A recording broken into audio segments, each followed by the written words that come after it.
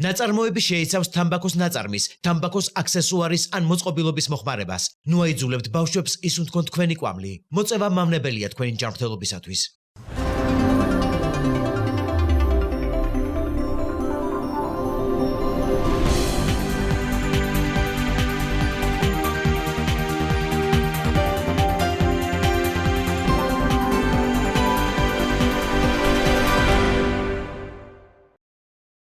საქართველოში ეზო მხოლოდ საცხოვრებელი სივრცე არასდროს ყოფილა. ტრადიციულ ქართულ გარემოში ეზო ოჯახის, შრომის, სილამაზის და თვითმყოფადობის ნაწილი იყო. სოფლის ოჯახისთვის ეზო წარმოადგენდა ადგილს, სადაც ერთადერთიანდებოდა საცხოვრებელი სახლი, მეურნეობა, ბუნება და სტუმართმოყვარეობა. სწორედ ამიტომ ქართულ ყოფაში ეზოს მდგომარეობა ხშირად ოჯახის წესრიგის, შრომის მოყვარეობის და შესაძლებლობების ერთგვარ საზომადაც მიიჩნეოდა. ძველ ქართულ სოფლებში ეზო პრაქტიკულ და ესთეტიკურ ფუნქციას ერთდროულად ასრულებდა. ერთ მხარეს იდგა ხეხილი, ვაშლი, მსხალი, ატამი, ალუბალი, კაკალი, ლეღვი, მეორე მხარეს იყო ვაზი, მისი უდიდებულესობა ვაზი, რომელიც ბევრ რეგიონში ეზოს განუყოფელი ნაწილი გახლდათ. ხშირად გვხვდებოდა ბოსტანი, სადაც ოჯახი ზრდიდა პომიდორს, კიტრს, ლობიოს, მწვანილს, ხავხს და სხვა აუცილებელ კულტურებს. ეზოში იყო ყვავილებიც, ვარდი, იასამანი, ქრიზანთემა, გეორგინა, რაც გარემოს სილამაზეს უსვამდა ხაზს. სხვადასხვა რეგიონს ეზო საკუთარი ხასიათი ჰქონდა. იმერეთში განსაკუთრებით ფასობდა კოპწიად მოვლილი ეზო, სუფთა ბილიკებით, თეთრად შეღებილი ღობეებით, სწორად დარგული მცენარეებითა და მოწესრიგებული სივრცით. კახეთში ეზო ხშირად ვენახთან იყო დაკავშირებული და ვაზის გარეშე თითქმის წარმოუდგენელი იყო. სამეგრელოსა და გურიაში ხშირია ეზოები, სადაც ციტრუსები, თხილი, დაფნა და სხვა ნესტიან კლიმატზე მორგებული მცენარეები ხარობს. მთიან რეგიონებში კი ეზო ხშირად ბუნებასთან თანხვედრაში ეწყობოდა, ქვის ტერასებით, მცირე ბაღებითა და ადგილობრივ პირობებზე მორგებული მეურნეობებით. ქართულ კულტურაში ეზო მხოლოდ შრომის ადგილი არასდროს ყოფილა, ის სოციალური სივრცეც იყო. სტუმრის მიღება ხშირად სწორედ ეზოში ხდებოდა. ვაზის ხეივნის ქვეშ გაშლილი სუფრა, ხილის შეთავაზება, საკუთარი ვენახის ღვინო, ბაღიდან მოკრეფილი პროდუქტი, ეს ყველაფერი მასპინძლობის ნაწილი იყო. ბევრი ოჯახისთვის კარგი ეზო და მოვლილი ვენახი დღემდე სიამაყის საგანია. საქართველო როგორც აგრარული ტრადიციების ქვეყანა დიდ მნიშვნელობას ანიჭებდა ბაღ-ბოსტნების მოვლასაც. მიწის გაფხვერება, სარეველებისაგან გაწმენდა, სეზონური გასხლა, მორწყვა, ჩითილების გადარგვა, ორგანული სასუქის გამოყენება და ნიადაგის მოვლა თაობიდან თაობას გადაეცემოდა. სოფლის ოჯახისთვის ეს მხოლოდ მოსავლის მიღების გზა კი არ იყო, ეს ცხოვრების რიტმი და გამოცდილება გახლდათ. ბოსტნის მოვლა ყოველდღიური შრომის ნაწილი იყო. ახლაც ბევრს ახსოვს ბებიების და ბაბუების ბოსტნები, სადაც ოდნავ შემაღლებული კვლები თვალწარმტაცი წესრიგით იყო განლაგებული. აქ ერთდროულად იგრძნობოდა შრომაც და სისუფთავეც. თითოეული კვალი ცალკე კულტურას ეთმობოდა. ასეთი მოწესრიგებული ბოსტანი იყო ქართული საოჯახო მეურნეობის ერთ-ერთი გამორჩეული ნიშანი. გაზაფხულზე იწყებოდა მიწის დამუშავება და ჩითილების დარგვა. ზაფხულში მთავარი ყურადღება ეთმობოდა მორწყვას, გათოხვნას, მცენარეების გამაგრებას და მავნებლების კონტროლს. შემოდგომაზე კი მოსავლის აღება და ზამთრისთვის მარაგის მომზადება იწყებოდა. ბევრი ოჯახი საკუთარ ეზოში მოყვანილი პროდუქტით ირჩენდა თავს და ზედმეტს ბაზარზე წყიდდა. ვენახისა და ხეხილის მოვლა ქართულ რეალობაში ცალკე კულტურაა. ვაზის გასხლა, შეწამლა, გაფურჩქნა, ყურძნის დაცვა, დაავადებებისაგან მოსავლის სწორ დროს აღება. ეს ცოდნა ხშირად ოჯახურ ტრადიციად რჩებოდა. ანალოგიურად ხეხილის შემთხვევაში დიდი მნიშვნელობა ჰქონდა ფორმირებას, დაავადებული ტოტების მოცილებას, ნიადაგის გამოკვებას და მორწყვას. დღესაც საქართველოს მრავალ რეგიონში ეზოს კულტურა ტურისტულ მიმართულებადაც იქცა. ვიზიტორებს იზიდავს საოჯახო მარნები, პატარა ფერმები, მაყვრისა და ლურჯი მოცვის ბაღები, ციტრუსის ბაღები, სოფლის აგროსასტუმროები, სადაც სტუმარი უშუალოდ ხედავს ადგილობრივ შრომას და ტრადიციას. ბევრი ტურისტისთვის სწორედ ასეთი მოვლილი ეზო და ბაღია საქართველოს ნამდვილი სახე. თუ საქართველოს ერთგვარ აგრარულ რუკას დავხატავთ, დავინახავთ, რომ თითოეულ რეგიონს საკუთარი ბუნებრივი პირობები, კლიმატი და შესაბამისად თავისი გამორჩეული კულტურები აქვს. სწორედ ეს მრავალფეროვნება ქმნის ქვეყნის სასოფლო სამეურნეო სიმდიდრეს. დასავლეთის ნოტიო სუბტროპიკული ზონებიდან აღმოსავლეთის მშრალ ველებამდე მთის ცივი რეგიონებიდან ნაყოფიერ ვაკეებამდე, თითქმის ყველა კუთხე განსაკუთრებულ პროდუქტს იძლევა. აჭარა გამოირჩევა ნოტიო სუბტროპიკული ჰავით, რაც იდეალურ პირობებს ქმნის ციტრუსებისთვის, მანდარინი, ფორთოხალი, ლიმონი, ასევე ფართოდ არის გავრცელებული ჩაი, კივი, ფეიხო, თხილი და დაფნა. ბოსტნეულიდან კარგად ხარობს პომიდორი, კიტრი, წიწაკა, ბადრიჯანი. დეკორატიული მცენარეებიდან ხშირია კამელია, ჰორტენზია და პალმის სახეობები. ურიად სუბტროპიკული ზონაა. აქ ტრადიციულად მოყავთ ჩაი, ციტრუსი, თხილი, დაფნა. ბოლო წლებში იზრდება ლურჯი მოცვის პლანტაციებიც. ბოსტნეულიდან გავრცელებულია სიმინდი, ლობიო, კიტრი, პომიდორი, ეზოებში ხშირად გვხვდება ვარდი და ჟასმინი. სამეგრელო ნაყოფიერი დაბლობებითა და ტენიანი კლიმატით არის გამორჩეული. მთავარი კულტურებია თხილი, სიმინდი, ჩაი, ციტრუსი, ფეიხო, ხურმა, კივი. კარგად ხარობს მაყვალი, ჟოლო და სხვა კენკრები. ბოსტნეულიდან გავრცელებულია კიტრი, მწვანილი, პომიდორი. დეკორატიულად ხშირად რგავენ მაგნოლიას, კამელიას და მარადმწვანე მცენარეებს. იმრეთი ერთ-ერთი ყველაზე მრავალფეროვანი აგრარული რეგიონია. აქ ხარობს ვენახი, სიმინდი, კაკალი, თხილი, ხურმა, ქლიავი, მსხალი, ვაშლი. ბოსტნეულებიდან გავრცელებულია ლობიო, კარტოფილი, პომიდორი, მწვანილი. ეზოებში ხშირად ვხვდებით ვარდებს, ქრიზანთემებს, გეორგინებს. რაჭა-ლეჩხუმი ცნობილია ვაზით და ხილით. აქ ხარობს ალექსანდროული და მუჯურეთული ჯიშის ვაზი, ასევე მსხალი, ვაშლი, ქლიავი, კაკალი. მთის კლიმატი კარგ პირობებს ქმნის კარტოფილისა და ლობიოსთვისაც. ხშირია სამკურნალო და ველური ყვავილებიც. სვანეთი მაღალმთიანი რეგიონია, სადაც წამყვანია კარტოფილი, ქერი, შვრია, ლობიო. შედარებით დაბალ ზონებში გვხვდება ვაშლი და მსხალი. ალპურ ზონებში უხვადაა ველური ყვავილები, რაც მეფუტკრეობისთვის მნიშვნელოვანია. სამცხე-ჯავახეთი კარტოფილის მთავარ მწარმოებელ რეგიონად ითვლება. ასევე მოჰყავთ ხახვი, სტაფილო, კომბოსტო, ჭარხალი, ხორბალი და სხვა მარცვლეული კულტურები. გრილი კლიმატი ხელს უწყობს სათესლე მეურნეობასაც. ყვავილებიდან კარგად ხარობს ტიტა, ზამბახი და მთის სახეობები. შიდა ქართლი განსაკუთრებით ვაშლითაა ცნობილი. გორის ვაშლი ქვეყნის ერთ-ერთი ცნობილი ბრენდია. ასევე ხარობს ატამი, ქლიავი, ალუბალი, ყურძენი. ბოსტნეულიდან გავრცელებული კი პომიდორი, კიტრი, კომბოსტო და კარტოფილია. ქვემო ქართლი საქართველოს ერთ-ერთი მთავარი ბოსტნეულის ზონაა. აქ მოჰყავთ პომიდორი, კიტრი, ხახვი, სტაფილო, კარტოფილი, კომბოსტო, ასევე მარცვლეული კულტურები. სასათბურე მეურნეობებიც ძლიერად არის აქ განვითარებული. კახეთი მევენახეობის მთავარი რეგიონია, თუმცა უმნიშვნელოვანეს მემარცვლეობით ზონადაცაა მიჩნეული. მაგალითად, ალაზნის ველს ხშირად საქართველოს ბეღელს უწოდებენ, რადგან აქ საუკუნეების განმავლობაში უხვად მოჰყავთ ხორბალი და სხვა სასოფლო-სამეურნეო კულტურები. ასევე ხარობს რქაწითელი, საფერავი და ვაზის სხვა ჯიშები. დიდი რაოდენობით მოჰყავთ ატამი, საზამთრო, ნესვი, ქლიავი, ბროწეული, ნუში. ბოსტნეულიდან გავრცელებულია პომიდორი, ბადრიჯანი, წიწაკა. ეზოებში ხშირად შეხვდებით ვარდებს და დეკორატიულ ვაზსაც. ცხეთა მთიანეთი და მთის ზონები კარგია კარტოფილისთვის, ლობიოსთვის, ვაშლისთვის, მსხლისთვის, ასევე მეფუტკრეობისთვის. გრილი კლიმატი ხელს უწყობს ეკოლოგიურად სუფთა პროდუქციის წარმოებას.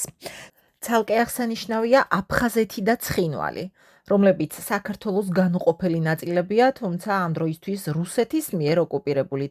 აფხაზეთი საქართველოს ერთ-ერთი გამორჩეულად ნაყოფიერი და მრავალფეროვანი აგრარული რეგიონია.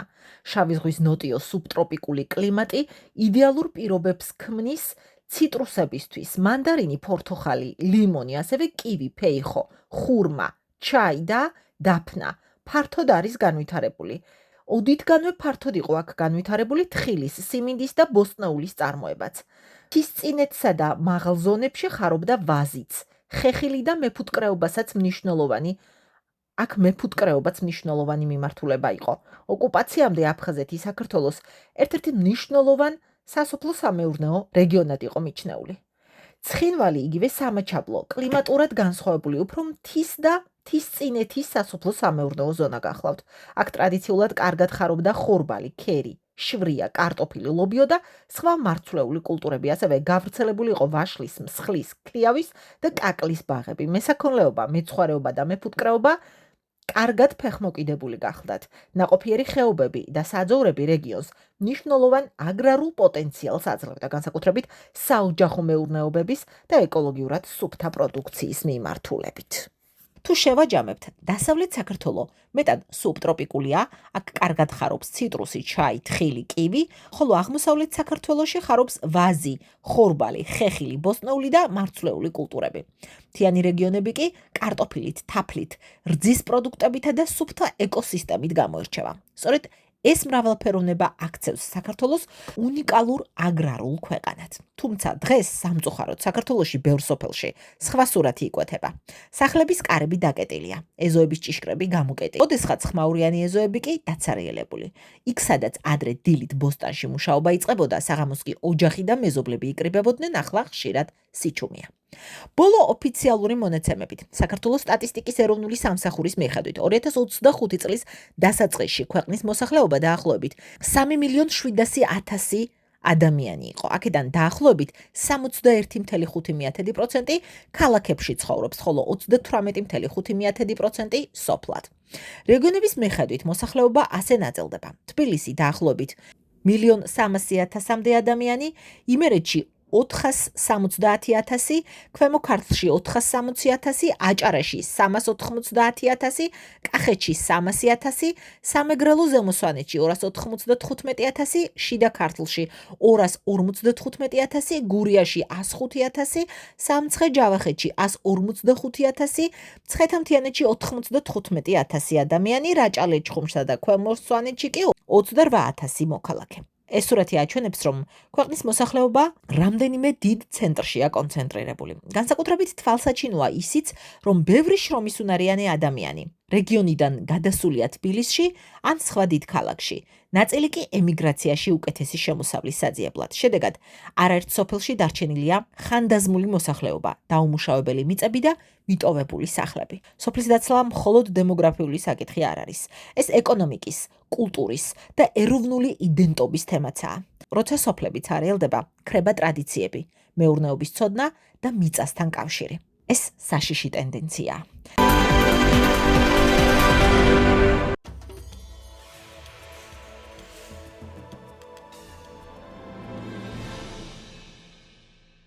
ლიმონი სუბტროპიკული მცენარეა, რომლის სამშობლოა სამხრეთ-აღმოსავლეთი აზია. დღეს ის არა მხოლოდ სამკურნალო და სასარგებლო მცენარედ, არამედ ერთ-ერთ ყველაზე პოპულარულ ოთახის მცენარედაც ითვლება. ლიმონის წვენი მდიდარია კალიუმით, ლიმონის მჟავათი, შაქრებითა და ვიტამინებით, C, A, B და D ჯგუფით. მისი ქერქი, ცედრა, შეიცავს 3-ჯერ მეტ C ვიტამინს, ვიდრე რბილობი, ასევე ციტრინსა და P ვიტამინს, რაც აძლიერებს იმუნურ სისტემას და ხელს უწყობს ენერგიის აღდგენას. ლიმონის ხე ოთახში წმენს ჰაერს, ამშვიდებს ნერვულ სისტემას და ქმნის სასიამოვნო მიკროკლიმატს. მას სჭირდება მზიანი, სუბუქად გასანიავებელი გარემო და რეგულარული მორწყვა, განსაკუთრებით მაისიდან სექტემბრამდე. ზამთარში წყლის რაოდენობა უნდა შემცირდეს, ხოლო ტემპერატურა იყოს 10-დან 14 გრადუსი ცელსიუსი. ლიმონი შეიძლება გამრავლდეს კალმებით ან კურკით. უმჯობესია დამყნობა. საჭიროა კომპლექსური სასუქი, სინათლე და დროული გადარგვა ზომიერად დიდ ქოთანში. თუ ლიმონის ფოთლები არის ღია მწვანე ან უფერო, მას აკლია სინათლე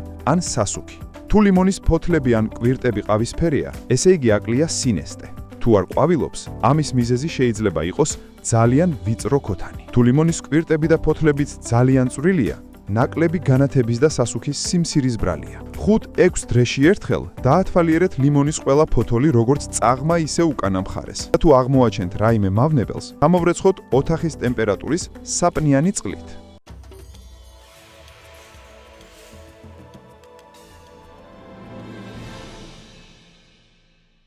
რა საფრთხეს უქმნის ტემპერატურის ცვლილება ღორების ფერმას? ღორების ფერმებში ტემპერატურის რეჟიმი გადამწყვეტ როლს ასრულებს. ტემპერატურის ყოველმა ცვლილებამ შეიძლება პირდაპირ იმოქმედოს ცხოველების ენერგიის ხარჯვაზე, საკვების მოხმარებაზე და საბოლოოდ პროდუქტიულობაზე. 20 გრადუსზე დაბლა ტემპერატურის ყოველი გრადუსით შემცირება საკვების მოხმარებას დაახლოებით 4%-ით ზრდის. ეს ნიშნავს, რომ ცხოველებს მეტი საკვები სჭირდებათ იმისთვის, რომ სხეულის სითბო შეინარჩუნონ. თუმცა ეს დამატებითი ენერგია ყოველთვის არ გადაიქცელა წონის მატებაში. საკვების კონვერსია იკლებს, პროდუქტიულობა მცირდება და კვების ხარჯები იზრდება. პრობლემა მხოლოდ სიცივე არ არის. მაღალი ტემპერატურაც სერიოზულ გამოწვევას ქმნის. გადახურებისას ღორები სტრესს განიცდიან, რაც მათ მადაზე, ზრდასა და რეპროდუქციაზე უარყოფითად აისახება. მაგალითად, ტახებში გადახურებამ სპერმის ხარისხი შეიძლება გააუარესოს, ხოლო ნეზვებში ნაყოფიერება შეამციროს და განაყოფიერების პროცესი გაართულოს. გადახურება გავლენას ახდენს ძუძუმწოვარ ნეზვებზეც. რძის რაოდენობა მცირდება, რის გამოც გოჭების განვითარება ფერხდება. ამრიგად, ფერმერებისთვის მნიშვნელოვანია ტემპერატურული რეჟიმის მკაცრად კონტროლი, ისე რომ ღორებმა თავი კომფორტულად იგრძნონ, ფერმის პროდუქტიულობა არ შემცირდეს და ზედმეტი ხარჯები თავიდან იქნა საცილებული. წიწილების წარმატებული გამოჩეკვა სისუფთავიდან იწყება. საბუდარი ყოველთვის უნდა იყოს მშრალი და სუფთა, რადგან სწორედ აქედან იწყება ჯანმრთელი ფრინველის გაზრდა. საინკუბაციოდ ვარგისი კვერცხის საშუალოდ 42-55 გრამს იწონის და სწორად უნდა იყოს შენახული. მშრალ ოთახში 14 გრადუსი ცელსიუსამდე ტემპერატურასა და დაახლოებით 75%-იან ტენიანობაზე.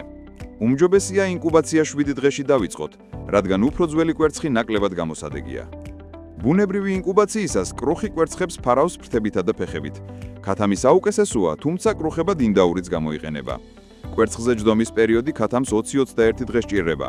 იხსა და ინდაურს 26-27, ხოლო ბათს 28 დღე. კრუხი არ უნდა შევაწუხოთ, მხოლოდ პერიოდულად გამოვიყვანოთ საკვებისა და წყლისთვის. ხელოვნური ინკუბაციისას სპეციალური ინკუბატორებს იყენებენ, სადაც პირობები კონტროლდება. საწყისი ტემპერატურა 31-35 გრადუსი ცელსიუსი უნდა იყოს, ტენიანობა 75%. ყოველ კვირას ტემპერატურა 2-3 გრადუსით მცირდება, საბოლოოდ კი 24 გრადუსზე ნაკლები არ უნდა გახდეს. ახალგამოჩეკილი წიწილები გადაჰყავთ თბილ ყუთში. ჯანსაღი წიწილა ცოცხალი თვალებით, ძლიერი ფეხებითა და სუფთა ბუსუსებით გამოირჩევა. სუსტი წიწილები ადვილად სნეულდებიან და ნაკლებად პროდუქტიულია. მთავარია სხვადასხვა ასაკის ფრინველი ერთად არ მოვათავსოთ. გაზარდეთ წიწილა ადგილობრივი ჯიშის გათმიდან და მიიღებთ ხარისხიან პროდუქტს, ბუნებრივ, სუფთას და სასარგებლოს თქვენი ოჯახის ჯანმრთელობისთვის. დოლის სეზონისთვის ფერმერი მზად უნდა იყოს. დოლის პროცესი ერთ-ერთი ყველაზე მნიშვნელოვანი ეტაპია მეცხვარეობაში, რადგან სწორედ აქ ყალიბდება მომავალი ფარის პროდუქტიულობა. ამისთვის საჭიროა წინასწარი მომზადება, ფარეხების დათბუნება, დეზინფექცია, ტიხრებით ცალკე განყოფილებების მოწყობა, მშრალი ცხვრის, დასადონებლის, საჩვილესა და სამშობიარო ზონისთვის. დაბადების შემდეგ ბატკანი 4-5 დღეს დედასთან ერთად საჩვილეში რჩება, შემდეგ კი გადადის საბატკნეში. თუ ნერვი არ აწოვებს ბატკანს, სპეციალური საშუალებები, კორაკანა ან დაკიდება ეხმარება მას მიეჩვიოს ნაშიერს. ყოველი დაბადებული ბატკანი აღირიცხება ჟურნალში. ფერი, სქესი, ცოცხალი მასა და სხვა მონაცემები. პირველი 2 კვირა ბატკანი მხოლოდ დედის რძით იკვებება, შემდეგ კი ემატება თივა და კომბინირებული საკვები. საქართველოში ბატკნის გამოზრდა ხშირად გასარდულის წესით ხდება, თუმცა უფრო პროგრესულია ნოტოებრივი მეთოდი, როცა რამდენიმე ნერვი ბატკნებთან ერთად ინახება. ეს ზრდასა და ჯანმრთელობას აუმჯობესებს. სელექცია და გადარჩევა სანაშენე საქმის მთავარი საფუძველია. უნდა შეირჩეს საუკეთესო ვერძები და ნერვები, ხოლო დაბალ პროდუქტიული ცხოველები გამოირიცხოს. სწორად ორგანიზებული დოლის პროცესი წარმატებული მეცხვარეობის გარანტიაა.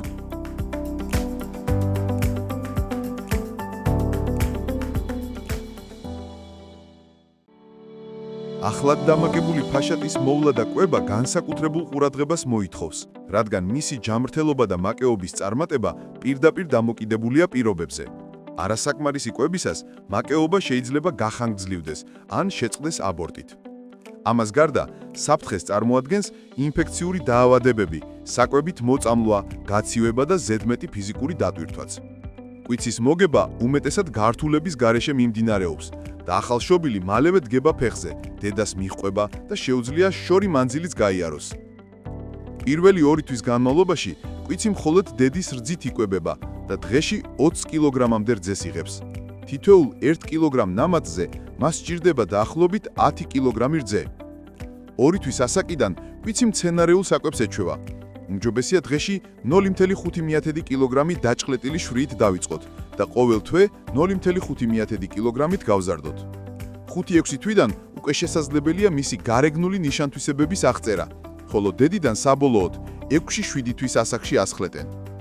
ამ პერიოდში აუცილებელია კვების ნორმის დაცვა 2,6-2,8 საკვები ერთეული 100 კილოგრამ ცოცხალ მასაზე.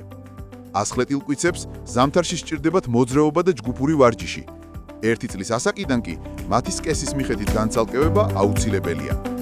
სწორი მოვლა და კვება არის ძლიერი და ჯანმრთელი ცხენის გაზრდის გარანტია.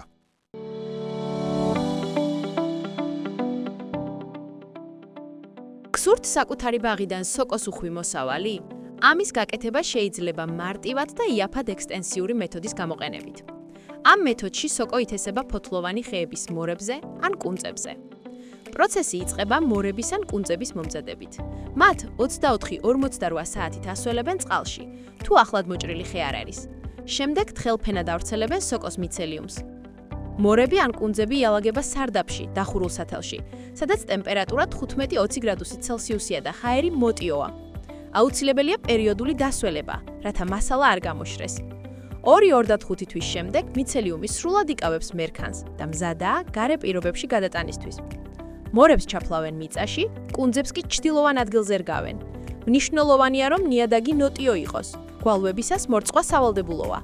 როდესაც ჰაერის ტემპერატურა 8 და 14 გრადუსი ცელსიუსის მიაღწევს, სოკო იწყებს ნაყოფის წარმოქმნას.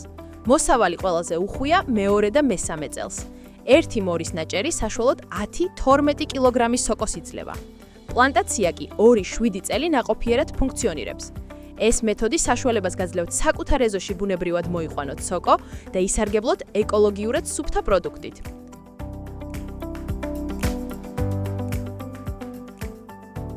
ხბოს ჯანმრთელობა დამოკიდებულია პირველივე საათებიდან სწორ მოვლასა და კვებაზე. ახალშობილი ხბო ანატომიურად უკვე ჩამოყალიბებულია, მაგრამ იმუნური სისტემა ჯერ კიდევ დაუცველია. სწორედ ამიტომ გადამწყვეტია ხსენის დროული მიწოდება, დაბადებიდან არაუგვიანეს 3 საათისა. ხსენი შეიცავს იმუნოგლობულინებს, რომლებიც ახალშობილს იცავენ ინფექციებისგან. ხბოს ორგანიზმში მათი შეწოვა შესაძლებელია მხოლოდ 4-12 საათის განმავლობაში. 24-36 საათის შემდეგ კი ეს უნარი ქრება. ამიტომ გადაუდებელია, რომ ხბომ პირველივე საათებში მიიღოს დედის ხსენი საჭირო რაოდენობით. დაგვიანებული ან არასწორი კვება იწვევს დაავადებებს, ხშირ შემთხვევაში ფაღარაც და მოზარდის დასუსტებას. ფერმერებმა უნდა გაითვალისწინონ, ხსენის სიჭარბი არასდროს უნდა დაიკარგოს. შესაძლებელია მისი გაყინვა -18 გრადუს ცელსიუსამდე და შემდგომ გამოყენება, რადგან ის ინარჩუნებს კვებით და სამკურნალო თვისებებს. ხსენიდან მზადდება შრატი და ხაჭო, რომლებიც ასევე მდიდარია ანტისხეულებით და სწრაფად შეითვისება. საჭიროების შემთხვევაში გამოიყენება ხელოვნური ხსენი, რძე + თევზის ქონი + კვერცხი + მარილი. 3-4 თვემდე ხბოს ძირითადი საკვები რძეა, შემდეგ კი თანდათან გადადის სხვა საკვებზე. ამ პერიოდში ყალიბდება საჭმელის მომნელებელი სისტემა და იმუნიტეტი. ამიტომ აუცილებელია სანიტარული ნორმების დაცვა, სუფთა სადგომი და ხარისხიანი რძე. დასკვნა: ხსენის დროული და სწორი მიწოდება არის ხბოს ჯანმრთელობისა და მომავალი პროდუქტიულობის საწინდარი.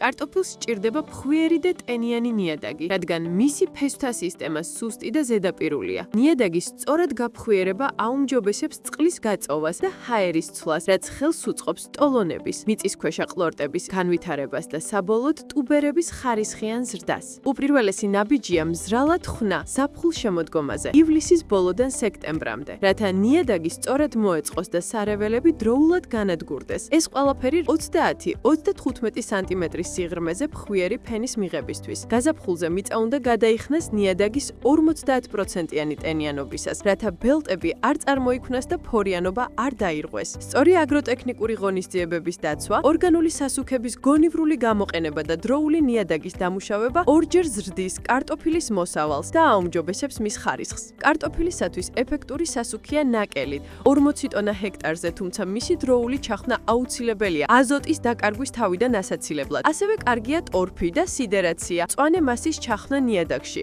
მაგალითად, ხანჭკოლა აზოტს ჰაერიდან ითვისებს და ნიადაგს ამდიდრებს ადვილად ასათვისებელი საკვები ნივთიერებებით. ხშირ შემთხვევაში კარტოფილის მოსავლის დიდი ნაწილის დაკარგვა ნიადაგის არასწორი დამუშავების შედეგია. უხვი და ჯანსაღი კარტოფილის მისაღებად ყურადღება მიაქციეთ ნიადაგს.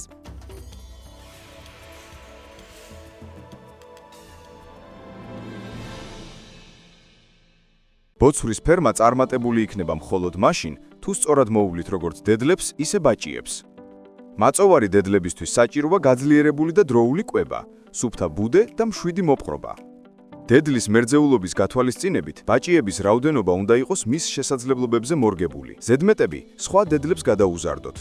ბუდიდან გამოსვლის შემდეგ, ბაჭიებს სჭირდებათ ფრთხილი მოპყრობა და თანდათანობითი შეჩვევა გარემოს. საბოცვრეში სიმშვიდე და მყუდროება გადამწყვეტია. ბაჭიების ნაწილი აუცილებლად უნდა დარჩეს სარემონტოდ, საყოლად. ასეთ შემთხვევაში აუცილებელია ზომიერი კვება, მეტი მოძრაობა, მზის შუქი და სუფთა ჰაერი. საუკეთესო შედეგისთვის მოზარდი უნდა გაიზარდოს ფართო ბაკებში ან ვოილერებში. გასასუქებელი ბოცვრებისთვის კი პირიქით, საჭიროა უხეში საკვები, ზედმეტი მოძრაობის შეზღუდვა და მშვიდი გარემო. მათი დაკვლავა უმჯობესია შემოდგომა ზამთარში, როცა ტყაო ბეწვი საუკეთესო ხარისხს აღწევს. ბოცვრის მტრებია ვირთაგვები, კატები, ძაღლები, დედოფლა და ბაღლინჯო. აუცილებელია მათი წინააღმდეგ ბრძოლა და სისუფთავის დაცვა. სწორი კვება, უსაფრთხოება და სისტემური მოვლა ეს არის წარმატებული მებოცვრეობის საიდუმლო.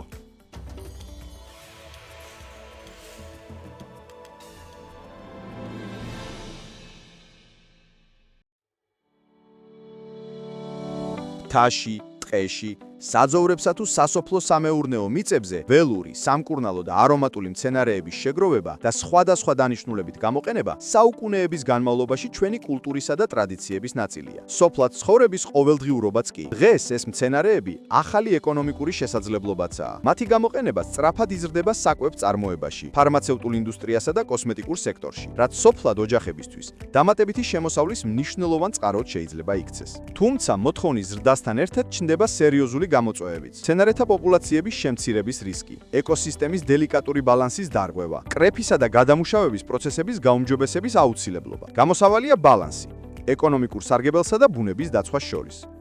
ველური მცენარეების შეგროვება უნდა მოხდეს გონივრულად, რათა რესურსი მომავალშიც დარჩეს ყველასთვის ხელმისაწვდომი. ძირითადი წესებია: კრეფა ისე, რომ ბუნებრივ რეგენერაციას ხელი არ შეეშალოს. მინიმალური ზემოქმედება ეკოსისტემაზე. განსაკუთრებული ყურადღება იშვიათი და მგრძნობიარე სახეობებისადმი. სწორად გაშრობა და შენახვა ხარისხიანი პროდუქტისთვის. ჩვენი სპეც AI რუბრიკით გაგაცნობთ საქართველოში გავრცელებულ სასარგებლო ველურ მცენარეებს და გაგიზიარებთ მათი კრეფა გაშრობის ტექნოლოგიურ საიდუმლოებებს. ხშირად გვესტუმრეთ ჩვენს ონლაინ პლატფორმებსა და სოციალურ ქსელში. თვალი ადევნეთ ჩვენს ეთერსაც, გადაცემა აგროსიახლეებს. ერთად ვიზრუნოთ ბუნებაზე და გავზარდოთ სოფლად შექმნილი ღირებულება.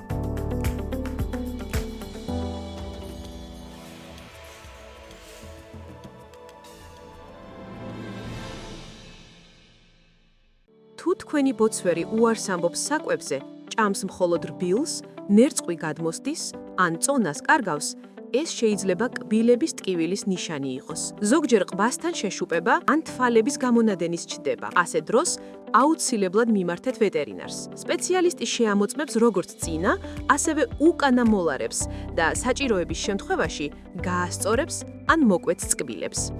გახსოვდეთ, ეს პროცედურა მხოლოდ ვეტერინარმა უნდა ჩაატაროს. პრევენციისთვის სწორად კვება არის აუცილებელი. თუ თქვენი ბოცვერი საერთოდ ვერ ჭამს, საჭიროა ხელით გამოკვება სპეციალური ნაზავით. თივა უნდა შეადგენდეს რაციონის 70-80%-ს. ახალი ბალახი და მწვანილი უნდა იყოს კვების 15-20%. ძალიან კარგია ოხრახუში, კამა, რეჰანი. ბოსტნეული კი 5-10%. განსაკუთრებულად სასარგებლოა სტაფილოს ფოთლები და ბროკოლი. ხილი კვირაში 2-3 ჯერ მიართვით. არასდროს აჭამოთ კურდღელს კარტოფილი, ხახვი, მიორი, პური, ბრინჯი, მაკარონი, თხილი, შოკოლადი, კოფეინი, რძის პროდუქტები, ავოკადო. ღეჭვისთვის შემიძლიათ მისცეთ უსაფრთხო ხის ტოტები, როგორიცაა ვაშლი, ფსხალი, თუთა. და რა თქმა უნდა, ყოველთვის სუფთა წყალი ღია ჯამში.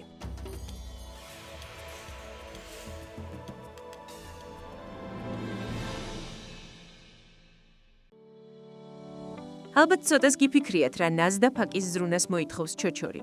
არა და ახლშობილ ჩოჩორს განსაკუთრებული მოვლა და ყურადღება სჭირდება. ვირი წელიწადში მხოლოდ ერთ ჩოჩორს იძლევა და მისი სიცოცხლის ხანგრძლივობა 12-დან 18 წელია. ამიტომ ახლშობილზე ზრუნვა ფერმერისთვის გადამწყვეტი გამოწვევაა. პირველი საათები ყველაზე მნიშვნელოვანია. ჩოჩორმა უნდა მიიღოს დედის პირველი რძე კოლოსტრუმი, რომელიც აძლიერებს მის იმუნიტეტს. თუ ეს შეუძლებელია, საჭიროა სხვა ბუნებრივი ალტერნატივა. ხელით კვება ხშირად გადამწყვეტია. თავიდან ბოთლით, შემდეგ კი კასრიდან დალევაზე გადაყვანით. კვება უნდა ხდებოდეს ყოველ 2-3 საათში სისუფთავის მკაცრი დაცვით, რათა თავიდან ავიცილოთ ჯანმრთელობის პრობლემები. ნელ-ნელა ჩოჩორს ვუმატებთ მყარ საკვებს, მუწიკებსა და ცილოვან დანამატებს. საცხოვრებელი უნდა იყოს მშრალი და თბილი, ხოლო ყველა ინსტრუმენტი დეზინფიცირებული. სოციალური კონტაქტი აუცილებელია. სხვა ცხოველებთან ურთიერთობა ჩოჩორს იზოლაციისგან იცავს. 3-6 თვეში ჩოჩორი მზად არის დამოუკიდებლად ცხოვრებისათვის. სწორედ დაგეგმილი მოვლა უზრუნველყოფს, რომ პატარა ჩოჩორი გაიზარდოს ჯამთელ ძლიერ ვირად, თქვენი ფერმის სიამაყედ.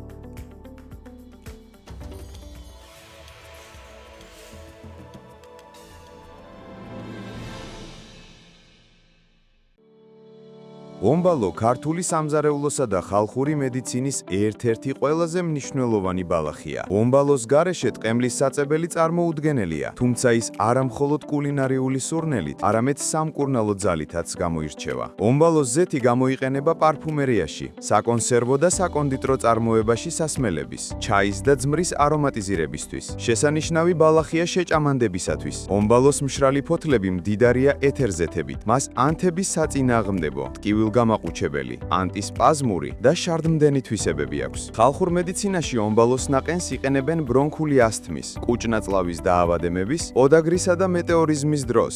ასევე კარგია უძილობის, შაკიკისა და ნერვული აშლილობის დროს, რადგან ამშვიდებს ნერვულ სისტემას და აძლიერებს სისხლძარღვთა კედლებს. მისი ნახარში სასარგებლოა კანის სხვადასხვა დაავადებების სამკურნალოდაც, ჭრილობის შესახორცებლადაც კი. თუმცა გვახსოვდეს, რომ ომბალო დიდი რაოდენობით ტოქსიკურია. ორსულებისთვის მისი გამოყენება აკრძალულია. არ არის რეკომენდებული 2 წლამდე ბავშვებისთვისაც. გარდა სამკურნალო ეფექტისა, ომბალოს სურნელი ბუნებრივი დამცველია მწერებისგან, აფრთხობს კოღოებს, წყილებსა და ტილებს. იზრდება ნესტიან ადგილებში, ძირითადად გვხვდება აფხაზეთში, სამეგრელოში, იმერეთში, აჭარაში, გურიაში, რაჭაში, ლეჩხუმსა და სვანეთში. ომბალო არის მცენარე, რომელიც აერთიანებს ტრადიციულ გემოს, სამკურნალო ძალას და ყოველდღიურ სარგებელს.